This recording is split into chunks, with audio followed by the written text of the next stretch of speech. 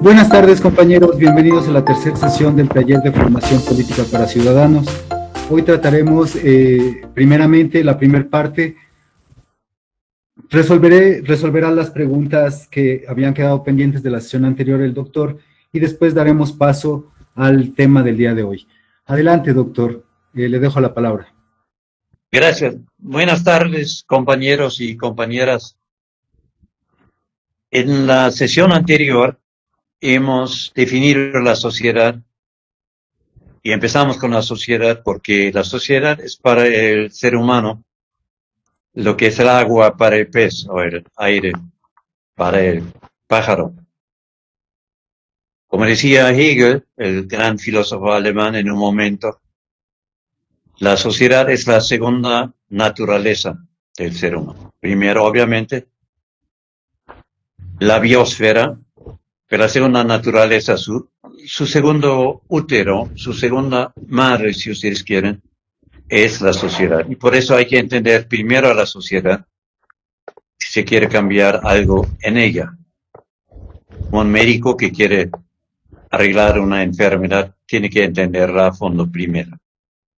Entonces, la vez pasada, habíamos analizado la sociedad como un sistema dinámico complejo.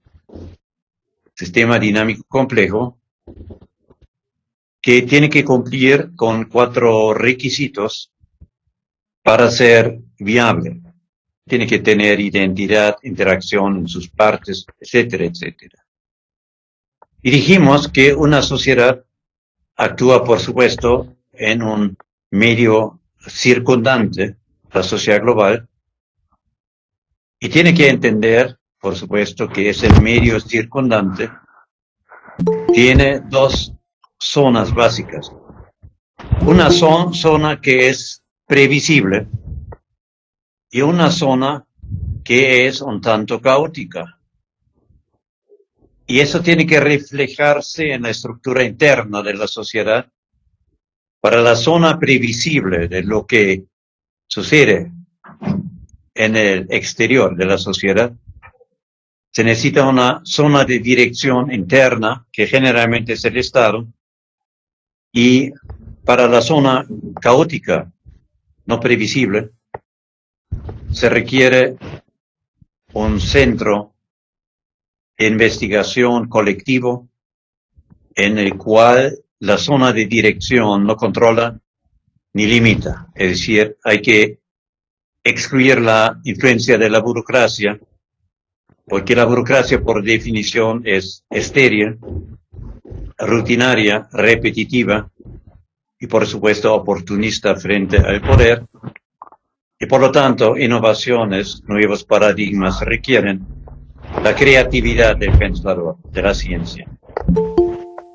Ya habíamos dicho también que en las relaciones internacionales y en el mundo circundante hay que diferenciar las zonas en que existe la sociedad.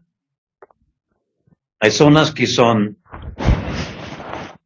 fértiles para el sistema social, que por ejemplo tiene buenas condiciones naturales, digamos California, partes de México, buenas tierras, aguas dulces, etcétera. También hay zonas que son menos favorables para el sistema, por ejemplo zonas semiáridas. Hay zonas que son más hostiles como desiertos, y hay zonas que son simplemente antagónicas como las montañas por encima de los 4.500 metros. Entonces, en eso habíamos dejado el debate la vez pasada con preguntas muy interesantes. Y yo había planteado que a raíz de una situación en México en la cual la derecha, la contrarrevolución de color, o como decía un amigo de nosotros, atinadamente, la contrarrevolución oligárquica, lumpen oligárquica, había avanzado porque lograron instalarse en el Zócalo, en el centro de poder, prácticamente en la puerta del Palacio Nacional. No se ha tomado esto muy en serio aquí porque la izquierda, aquí el gobierno, muestran la típica soberbia y arrogancia de la izquierda y por eso luego caen. Pero yo había querido introducir ese tema con el concepto de hoy de orden de batalla.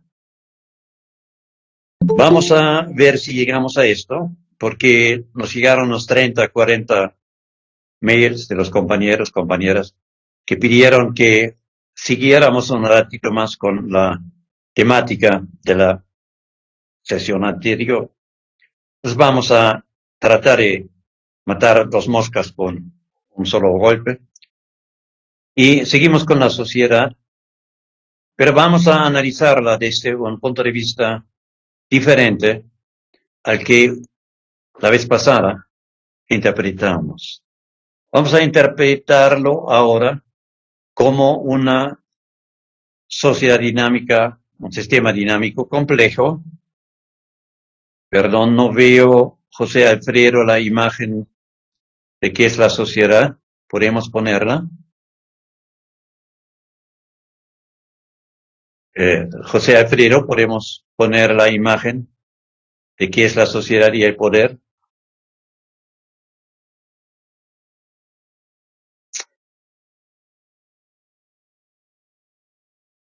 Gracias. Pero, ya, gracias. Entonces, vamos a interpretar a la sociedad como antes, como un sistema con identidad propia, dinámico, es decir, sometida a cambios como todo en el universo, compleja, es decir, a capacidad de grados de libertad de diferentes praxis sociales,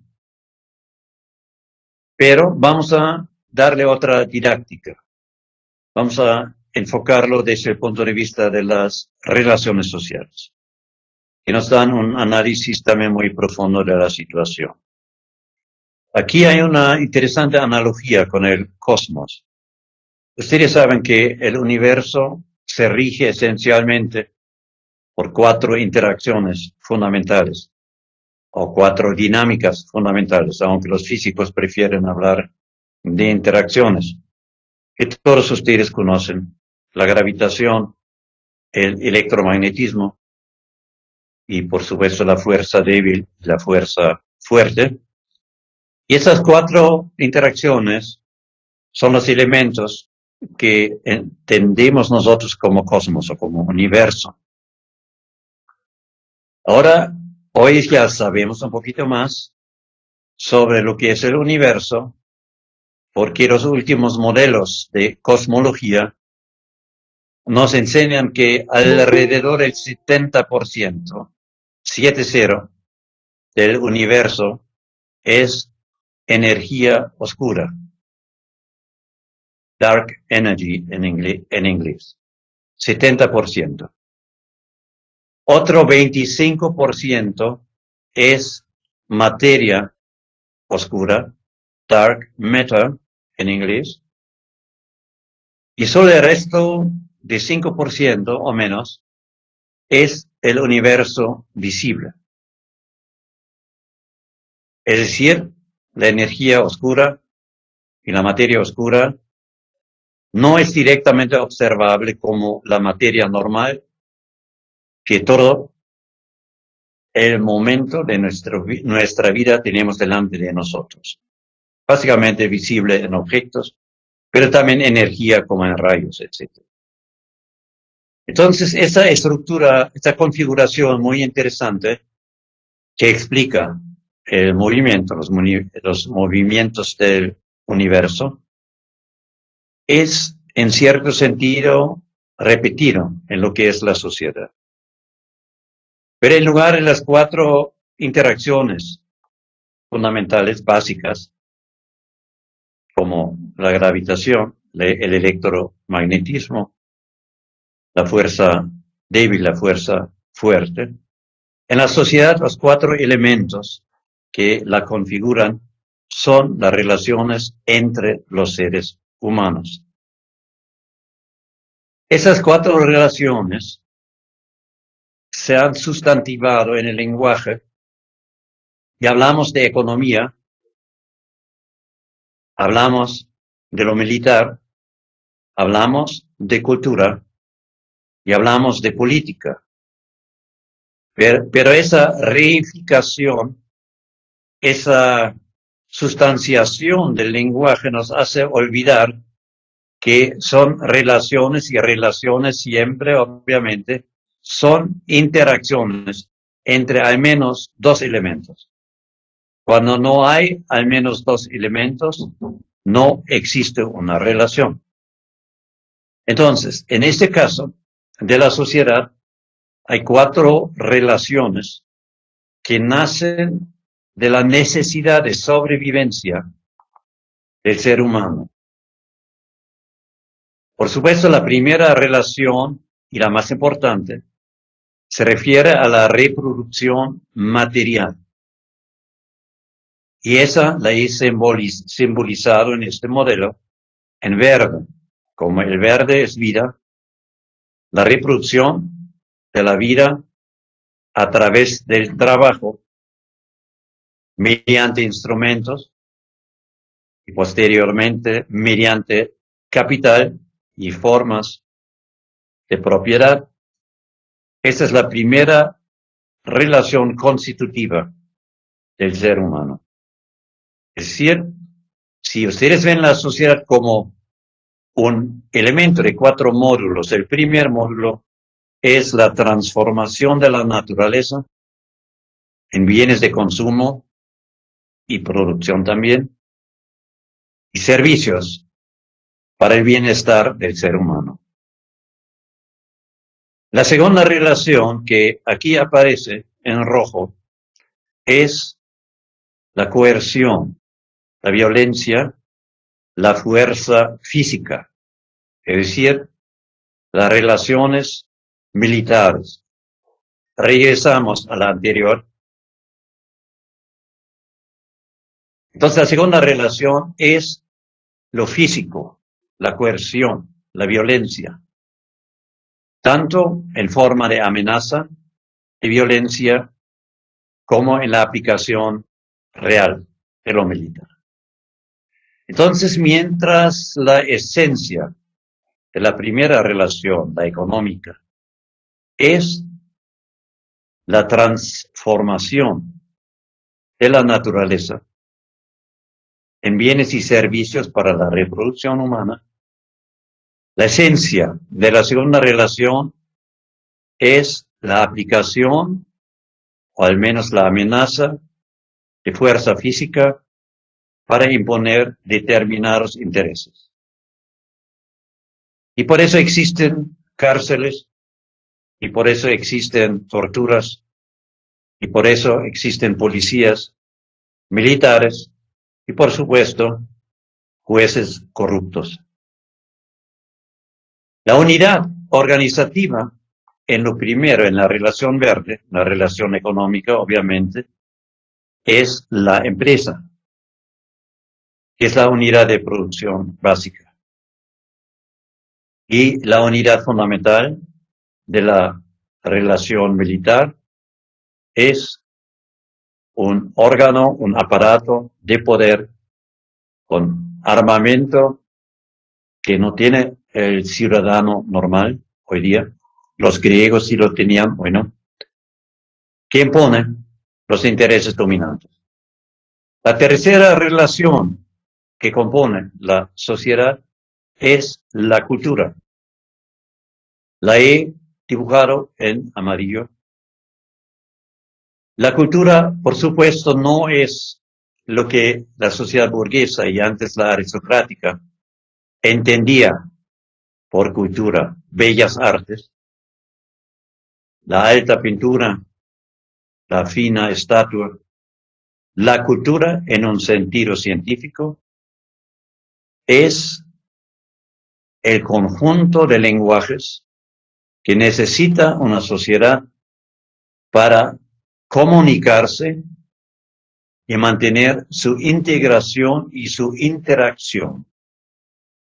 Porque si ustedes piensan en términos sistémicos, de un ingeniero de sistemas, y le dicen, necesitamos coordinar 1.4 mil millones de sujetos en China para que actúen en un sistema que no se derrumba en un colapso caótico. Tiene que haber un medio que permite la interacción coordinada. Y esto, por supuesto, es la cultura. Lo de las pinturas hermosas, etcétera, eso es un subaspecto estético.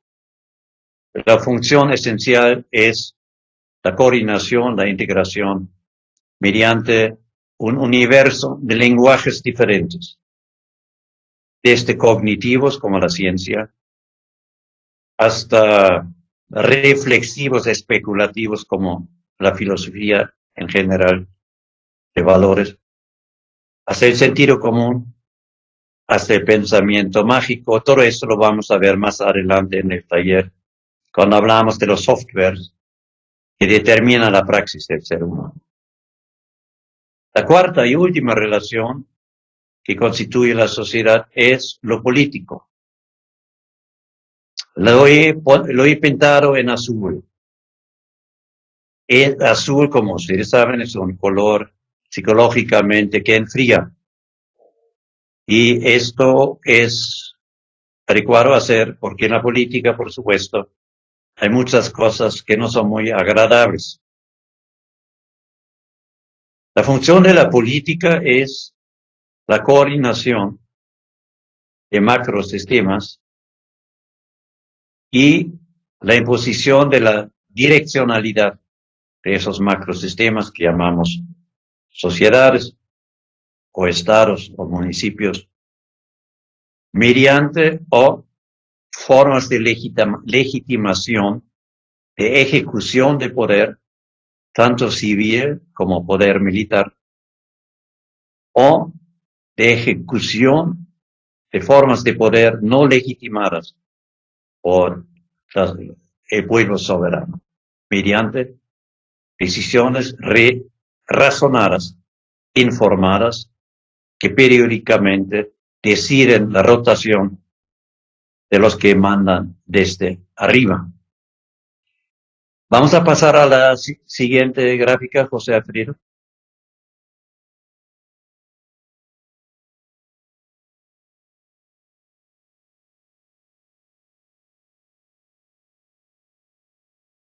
Ahora, la situación, sí, gracias.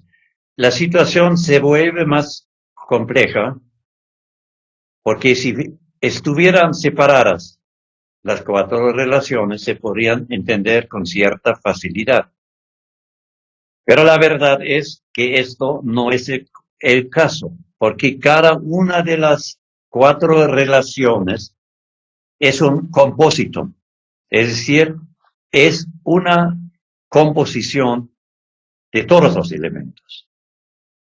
Aunque en cada una predomina un elemento y por eso recibe su nombre. Si ustedes ven la primera gráfica a la izquierda, esa es la relación de economía. El elemento predominante en una relación económica es el trabajo y la producción, y reproducción, y la producción de valor y plusvalor en una sociedad de mercado. Pero al lado de esta, y como parte integral de la relación económica, existe el elemento de poder coercitivo, militar. Y también es parte de la relación económica el elemento de la cultura, los lenguajes, las ideas, las ideologías, los miedos, los mitos, etc. El cuarto elemento de la relación económica es el elemento de la política. Hay jerarquías institucionalizadas que toman decisiones. Vamos a hacer el primer receso ahora porque ya llevamos 20 minutos y hacemos una ronda de 10 preguntas y después seguimos con esto. Ok, doctor. La primera pregunta dice, ¿qué relación existe entre la sociedad civil y la sociedad política? Ya habíamos visto esto en la semana anterior. Eso es simplemente un lenguaje específico del mundo hispanoparlante. En Europa, en Alemania, en España no, pero en Alemania, en Inglaterra, se habla solo de la sociedad, es todo lo que no es Estado, y del Estado. Solo hay dos elementos. El sistema social es bimodal. Tiene solo dos elementos básicos, como el género esencialmente tiene dos elementos, masculino, femenino, y ahora se amplía un poco esa clasificación, pero en la sociedad hay solo dos grandes institutos que determinan lo que pasa. Uno es el Estado y lo otro es la sociedad. Ahora en América Latina, en España, Italia, se habla también de la sociedad civil, pero eso es en el fondo redundante, porque si la sociedad está definido como todo lo que no es Estado, por ejemplo, familia, individuo, sindicato, entonces solo hay dos elementos. Entonces, en el fondo es un pleonasmo hablar de sociedad civil, porque la sociedad no tiene el monopolio del poder que tiene el Estado. La sociedad civil y sociedad política aquí son simplemente formas lingüísticas particulares que no aportan nada al conocimiento del fenómeno. Siguiente, Ok. por favor. La compañera Sandra Flores pregunta que si puede ahondar un poco en el papel de la burocracia. De acuerdo, Sandra, con mucho gusto, pero prefiero que sigamos la ruta de exposición sobre lo que es la sociedad y lo que es el poder y retomemos tu pregunta, porque vamos a llegar a eso hoy mismo, si tú permites. Yo creo que sí. Otro compañero pregunta, ¿cómo podemos construir un verdadero poder frente a las políticas neoliberales que están instrumentando en América Latina? Solo a través del conocimiento y de la organización, pero el conocimiento es primero. Tú no puedes organizar un poder, y un poder por definición es la capacidad de imponer o transformar si quieres ser más elegante. Pero tú no puedes imponer nada o transformar nada si no entiendes las cosas. Si no entiendes lo que es el COVID, obviamente, entonces tienes 215,000 muertos como Trump en Estados Unidos, o Bolsonaro, o en México también, más de 83,000 muertos. Entonces lo primero es que entiendas el mundo real como es, la verdad objetiva, y solo sobre ese conocimiento puedes cambiar las cosas. Y por eso este taller es científico-político. Tú tienes que entender científicamente el sistema en sus dos modalidades, Estado, sociedad, si quieres cambiarlo, si no quieres ser un Don Quijote. Pero esto paso a paso lo vamos a construir. Siguiente, por favor. La compañera Brenda Rosales nos pregunta cómo diferenciamos a la oligarquía que tiene mayor poder que el resto de la sociedad. Bueno, puedes ver dónde viven. Obviamente no viven en Nezahualcóyotl, sino en el Pedregal. Puedes ver sus ingresos, puedes ver sus carros ostentosos. Todos los aspectos de su vida te enseñan a qué clase pertenece. Sí, doctor, Entonces, mi pregunta, perdón, mi pregunta va más orientada porque usted decía de que el término de sociedad civil es redundante y que es solo sociedad y que es solo Estado. Entonces, pero si dentro de esa sociedad tenemos a una oligarquía que tiene mayor poder real o económico o de diferente tipo, ¿siempre tenemos que verla como sociedad o hay alguna forma de categorizarla dentro de esa sociedad? Sí, con relativa facilidad. La sociedad es un macrosistema. México tiene 130 millones de ciudadanos, por ejemplo. Y el Estado también es un macrosistema, son millones de empleados, militares, etcétera, etcétera. Ambos son macrosistemas. La oligarquía es un subsistema en el sistema de clases, no de organización política. Pero como vamos a tomar ese punto rápidamente, 20, 30 minutos, propongo que volvamos a esto, si están de acuerdo, para hablar con conocimiento de causa sobre eso. De acuerdo, gracias. Gracias. ¿Tenemos otras dos preguntas en las externo o vamos a la disertación? Sí. Ok, ¿cuál es la diferencia entre poder y autoridad? Ya. Lo vemos también porque la definición de poder está aquí en mi cabeza y al lado de la computadora. ¿Y la segunda pregunta? ¿Cómo entender la democracia liberal como modelo dentro del sistema dinámico complejo? Bueno, es una dominación de clase funcional durante cierto tiempo histórico para la economía de mercado, mercantilista. Pero hoy día, y por supuesto, una dominación de clase de una élite. Pero hoy día, por supuesto, es una organización superestructural, disfuncional para la complejidad nacional e internacional que vivimos. Muy bien, entonces seguimos con el segundo, con la segunda imagen y seguimos después con las preguntas. José Alfredo, pones la segunda imagen. Hola, la imagen otra vez, de la composición, de las relaciones.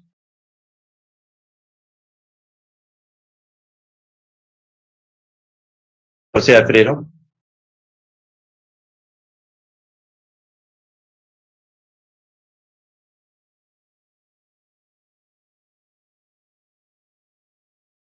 No la veo. Ya se ve en la pantalla. Correcto. Bien. Entonces había yo dicho que en cada una de esas 4 relaciones sociales que forman la sociedad hay una composición. Los 4 están en cada una de ellos. Pero un aspecto domina y por eso recibe su nombre. Por eso la primera relación se llama economía, porque lo económico es lo predominante.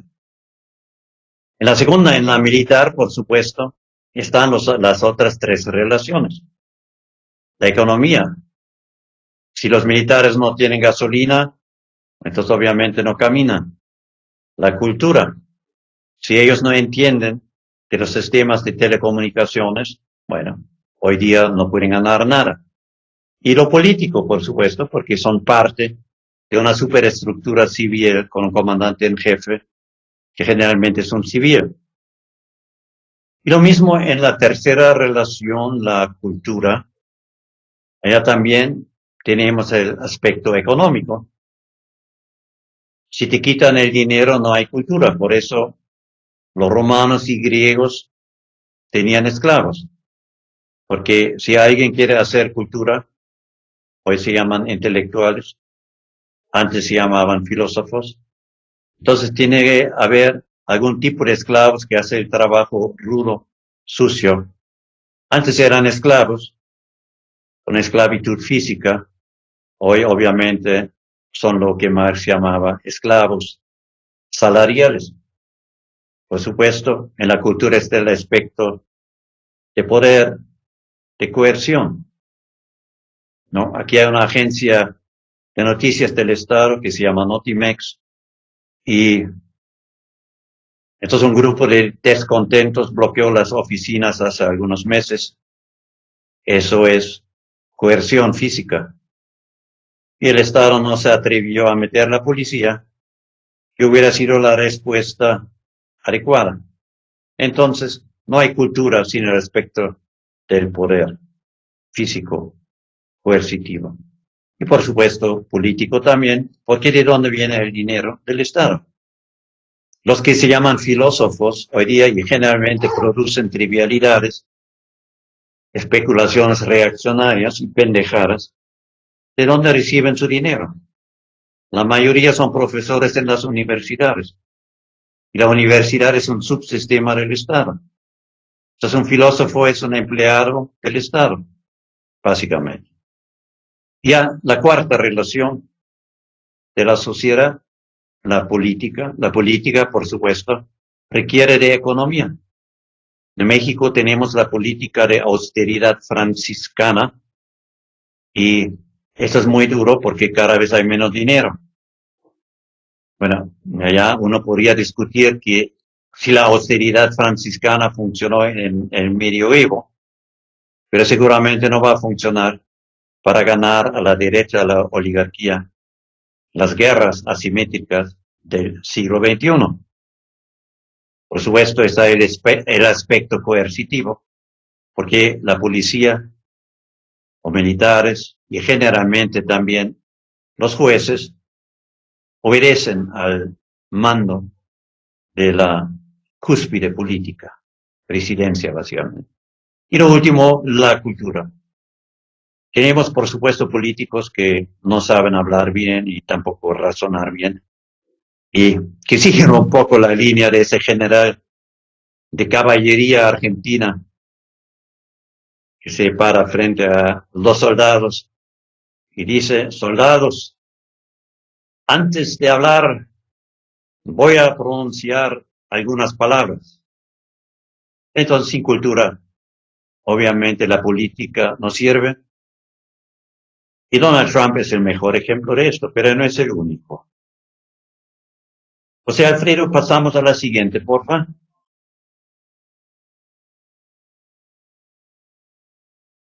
Ya. Entonces, la sociedad es un sistema dinámico complejo con 4 elementos que lo constituyen, o 4 interacciones si usamos el lenguaje de la cosmología moderna. Pero la cosa se complica más todavía, y nadie en sus 5 sentidos va a decir que una sociedad es algo sencillo y fácil de entender. La cosa se complica porque la relación dominante dentro de cada una de estas 4 relaciones puede variar.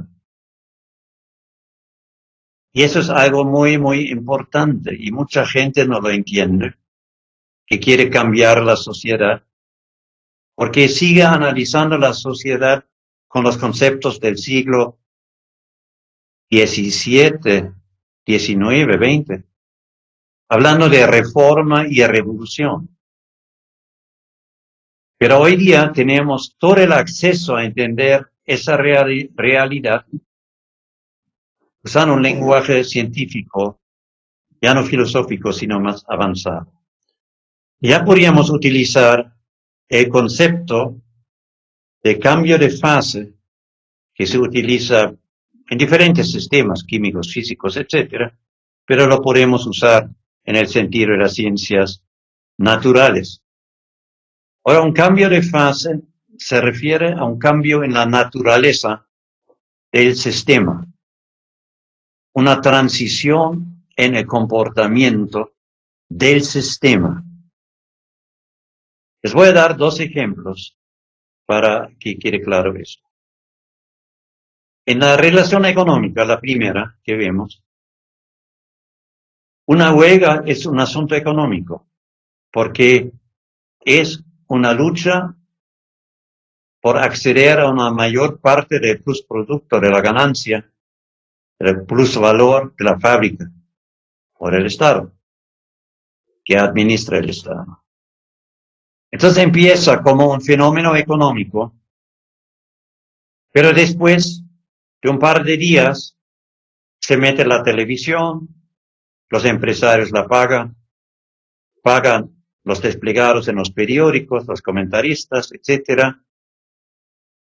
Y entonces el aspecto de la cultura se vuelve muy importante, porque la capacidad de expresar cuál es el problema de la huelga y quiénes son los malos y quiénes son los buenos, depende de la capacidad de lenguaje y cultura. Mira este aspecto físico de coerción. Cuando después de 2 semanas o 3 semanas no se llega a un acuerdo y el capital convence al Estado que no se puede tolerar más ese salvajismo del paro, meten la policía y la cárcel.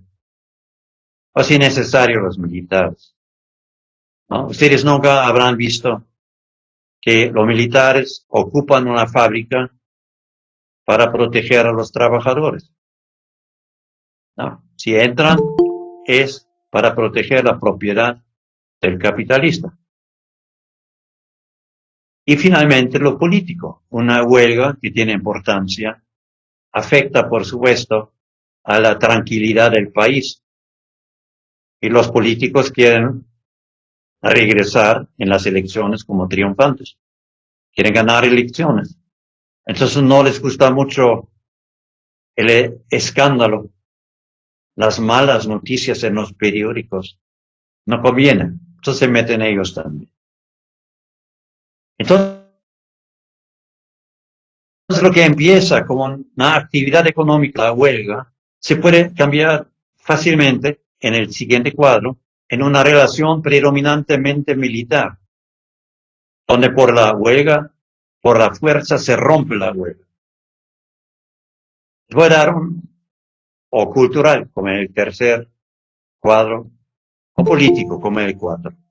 Depende de la situación concreta. Lo importante aquí es que la naturaleza de la relación no es unívoca, sino tiene 4 componentes interactivos que pueden modificar el carácter predominante de lo que llamamos lo económico, lo militar, lo cultural y lo político. Y ahí está la lucha de clases. ¿Quién sabe entender esto mejor? ¿Quién sabe organizar mejor? ¿Quién logra organizar, acumular más poder va a ganar ese conflicto? Pero en todo conflicto hay los 4 componentes que pueden cambiar su naturaleza, su actuación de sistema, su cambio de fase. Vamos a usar un segundo ejemplo, que es la relación del amor. La relación del amor sería el tercer bloque de la izquierda a la derecha, que obviamente es una relación cultural, porque se supone que el amor es solidaridad, es comunicación, es comprensión, es reciprocidad, etcétera, etcétera. Los altos valores de la cultura. Y así empiezan las cosas. Muchas veces la gente se enamora, bueno, luego se casan, peor si tienen que casarse porque alguien se embaraza.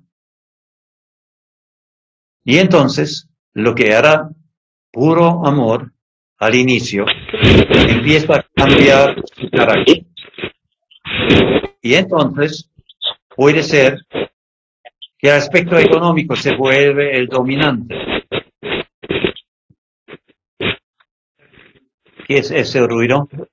Ajá. Bueno.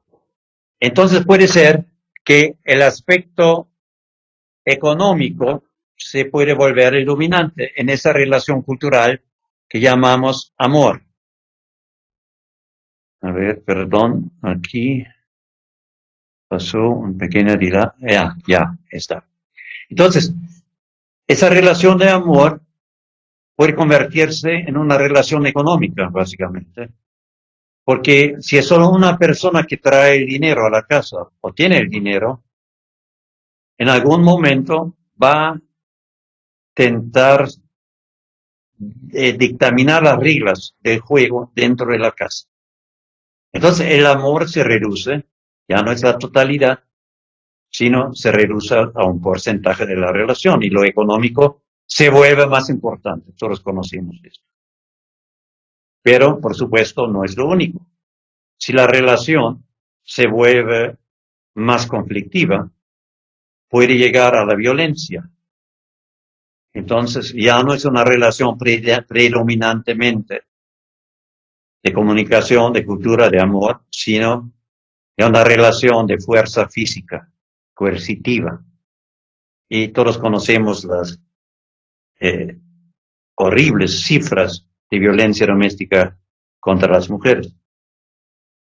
Y también, por supuesto, puede volverse político. Porque, obviamente, cuando no hay el derecho al aborto, como en todas nuestras sociedades latinoamericanas, básicamente en el continente, por la influencia de esa reaccionaria institución que se llama Iglesia. Bueno, son dos, los evangélicos y los católicos.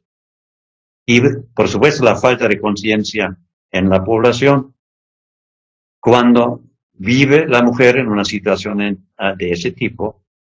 Entonces, de antemano, su relación es inferior de poder a la del hombre.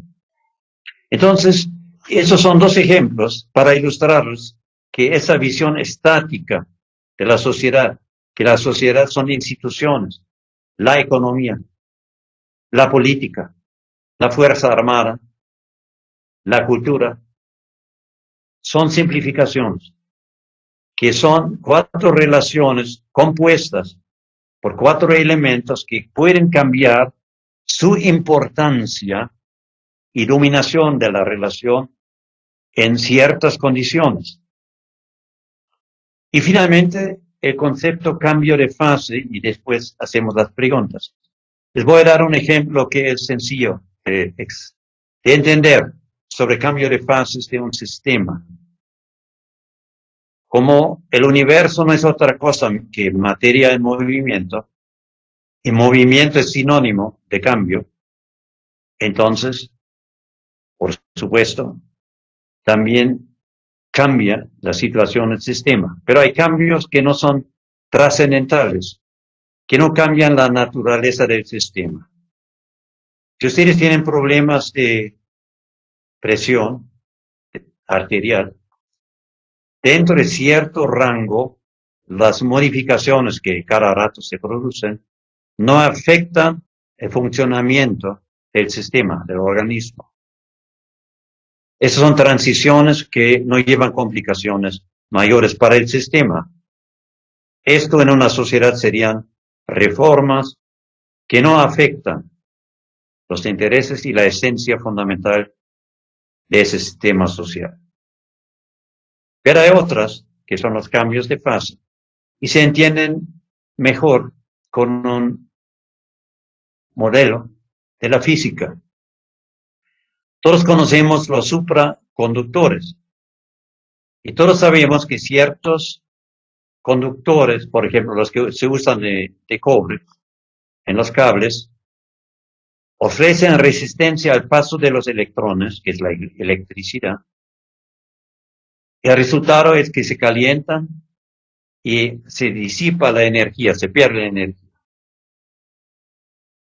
Ese efecto es el resultado de la fricción entre los electrones que pasan y el sistema atómico, los átomos. Pero cuando ustedes logran enfriar ciertos elementos materiales, conductores, al punto crítico, como lo llama, que es el cero, el menos cero absoluto, 180 grados más o menos. Entonces, ese fenómeno cambia totalmente de naturaleza. Los electrones ahora pueden pasar sin fricción alguna por los sistemas atómicos y por lo tanto no se pierde nada de energía eléctrica en la transmisión. No hay ningún peligro que se queme el cable, etcétera, etcétera. Y esto es un cambio de fase porque los elementos del sistema, los átomos y los electrones cambian su comportamiento completamente. Donde antes chocaban, ahora ya no chocan. Y si ustedes ven esto en un contexto social, los migrantes, por ejemplo. Los migrantes generalmente en sectores de la sociedad generan rechazo por diferentes razones, fricciones, etc. Pero ese comportamiento de resistencia cambiaría en un sistema diferente donde la xenofobia, la envidia, el rechazo, el provincialismo, etc., es superado por una reestructuración de la sociedad. Un supraconductor tú lo enfrías a 180 grados bajo cero y cambia totalmente los miembros, los átomos del conductor, su comportamiento. Y eso es lo que pretende hacer una revolución en la sociedad. Cambiar el comportamiento de la gente de tal manera que todos pueden vivir en una sociedad democrática e igualitaria y humana. Muy bien, Alberto, mientras tú recoges unas preguntas, yo rápidamente me sirvo un cafecito, en un minuto estoy de vuelta. Ok, ya tenemos aquí 5 preguntas.